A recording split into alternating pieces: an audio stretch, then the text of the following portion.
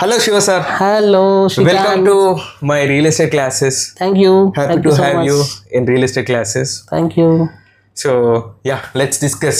Yeah, sure. So, నేను ఒక 3-4 years అవుతుంది. Okay. More than 3-4 years real estate ఫీల్డ్లో ఉన్నా. అంటే కొన్ని రోజులు ఫుల్ ఫ్లెడ్జ్డ్ చేసిన, కొన్ని రోజులు పార్ట్ టైం చేసిన. గుడ్. All right. సో ఎందుకు పార్ట్ టైం చేసిన అంటే నీకు తెలుసు అకాడమిక్స్ పిహెచ్డి ఉంది నాకు, యూపీఎస్సీ ప్రిపరేషన్, మొన్నటి వరకు గ్రూప్ 1 ప్రిపరేషన్, మొన్న సండే యూపీఎస్సీ ప్రిలిమ్స్ ఎగ్జామ్ కూడా రాసిన. సో నాకు అకాడమిక్స్ బాగా ఇంట్రెస్ట్ ఉంది కాబట్టి ఇట్లా ఒక సర్టెన్ ఏజ్ వరకే మనం చదువుకోగలుగుతాం, తర్వాత చదువుకోలేం కాబట్టి అందుకే స్టడీస్ మీద ఎక్కువ కాన్సన్ట్రేట్ చేసి రియల్ ఎస్టేట్ మీద కొంచెం తక్కువ కాన్సన్ట్రేట్ చేసిన. సో ఇప్పుడు నువ్వు హైదరాబాద్కి వచ్చి 6 months దాటింది. More than 6 months. సో ఇప్పుడు నీకు 60,000 నుంచి 70,000 శాలరీ వస్తుంది. అవును. బట్ హైదరాబాద్ లో 60,000 నుంచి 70,000 అనేది చాలా చిన్న శాలరీ, సరిపోదు, చాలా చిన్న శాలరీ. సో నువ్వు రియల్ ఎస్టేట్ గురించి ఎక్స్ప్లోర్ చేద్దాం అనుకుంటున్నావు. సో రియల్ ఎస్టేట్ చేయొచ్చా, డబ్బులు సంపాదించవచ్చా? సో డెఫినెట్ గా డిస్కస్ చేద్దాం. నేను ఫస్ట్ నిన్న మొన్న ఒక డీల్ క్లోజ్ చేసిన. ఓకే.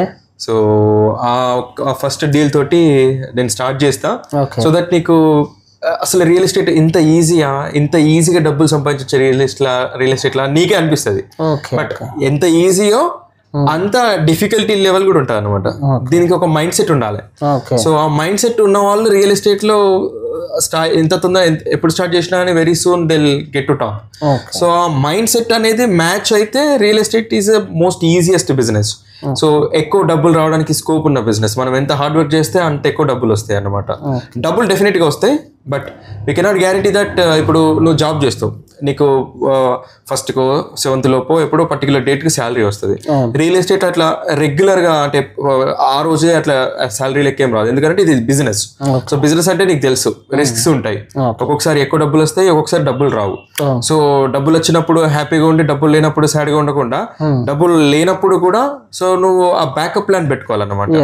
అంటే దట్టు ఇప్పుడు నీలాంటి వాళ్ళు కొత్తగా వచ్చే వాళ్ళకి ఏమంటే రియల్ ఎస్టేట్ లో at least minimum 3 to 6 months backup plan అనేది ఉంటే అది హెల్ప్ అవుతుంది అనమాట. ఎందుకంటే ఫైనాన్షియల్ గా కంప్లీట్ గా డిపెండ్ అవుతే ఒక్కొక్కసారి బ్యాక్ ఫైర్ అయింది అనుకో ఇబ్బంది అయితే.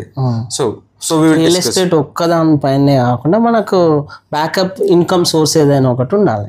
అంటే నా ఉద్దేశం ఏమంటే రియల్ ఎస్టేట్ అర్థమయ్యే వరకు ఒక బ్యాకప్ ప్లాన్ ఉంటే ఒకసారి నీకు ఇన్ఫ్లో స్టార్ట్ అయింది అనుకో, రియల్ ఎస్టేట్ డబ్బులు వచ్చి స్టార్ట్ అయింది అనుకో, తర్వాత నీకు ఏది మంచిగా అనిపిస్తుందో, రియల్ ఎస్టేట్ మంచిగా అనిపిస్తే రియల్ ఎస్టేట్ చేయొచ్చు, లేకుంటే నీ జాబ్ ఇంట్రెస్టింగ్ అనిపిస్తే నీ జాబే కంటిన్యూ చేయొచ్చు.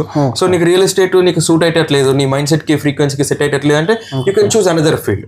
So that's what I want to convey.